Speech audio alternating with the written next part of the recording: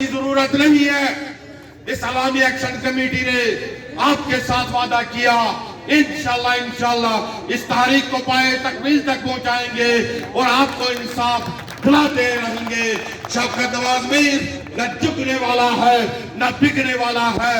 اس کی پوری ٹیم دن رات یہاں سے لے کے تاوبٹ سے لے کے ممبر تک آپ کی اس جدوجہد کو ساری جاری و ساری رکھا ہوا ہے. آپ کو اس بات کا بھی اندازہ ہونا چاہیے ان 70 سالوں میں شوکت صاحب کی جدوجہد نے پورے آزاد کشمیر کے عوام کو ایک ٹیبل پر لایا اور میں ان تمام پورے آزاد کشمیر کے لوگوں کو سلام پیش کرتا ہوں.